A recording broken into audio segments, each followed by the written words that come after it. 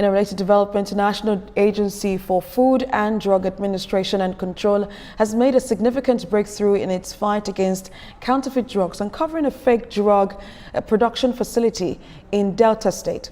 Well, that's the South director of the agency who led the team also recovered a large cache of expired and relabeled ingestibles. Ikenna Amici reports. The severity of the situation cannot be overstated. If not for NAFDAC's swift action, these expired and relabeled drugs would have likely ended up in the hands of unsuspecting citizens, potentially causing harm or even loss of lives. The fact that most of these products had expired over 7 years ago is particularly alarming.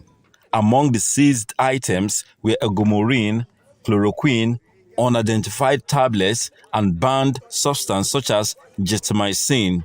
The officials of the National Agency for Food and Drug Administration and Control, NAFDAC, have revealed that the culprits were caught through a combination of intelligence gathering and surveillance. The agency described the fake drug operation as a serious threat to public health, likening its impact to terrorism. Some of them have expired as far back as 7 years ago, injectables.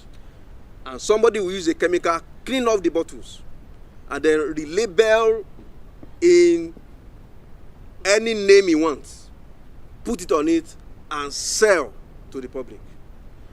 Who doesn't know that it is death that is being sold? Suspects and the family, especially the wife, they are staying in that place. So we entered. It looks ordinary.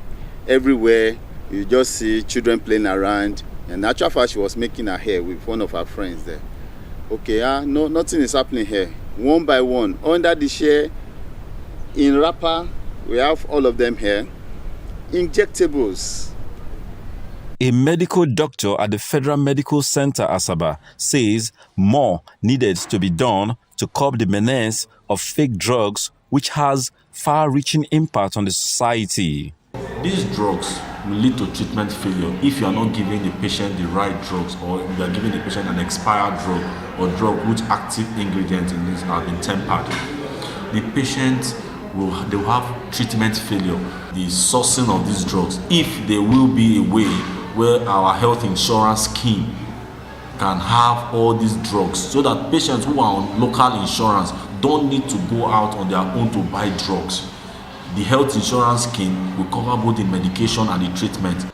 Patients go to other community pharmacy, they go to patent stores and they buy these drugs. Sometimes they will complain, this drug doesn't work. So they begin to question, is it that the diagnosis of the doctor was not right, or the prescription, was it wrong? And sometimes this might even have effects, on the patient. There are a number of patent shops and pharmacies in Asaba where drugs are dispensed, and NAFDAC advises Nigerians to buy drugs from only accredited pharmacies to avoid buying fake drugs, as the officials confirmed that some Onitsha drug market dealers get their supplies from here. Because of the data we have built now in Ogbogu, we are able to trace his shop. And I'm happy to say that that shop is part of the shop that are still sealed, because we sealed everywhere. It's part of the shop that are still sealed, and it's one of the people who have not shown up. Because every legitimate trader in that place have shown up, has been profiled. And every legitimate trader, apart from being profiled, the previous infractions against NAFDAC, they paid for it. And they are back in their business. But they know that we are monitoring what they are doing. According to Think Global Health, up to 169,000 deaths are recorded each year from fake antibiotics used to treat pneumonia in children. Patients are expected to get well when administered drugs.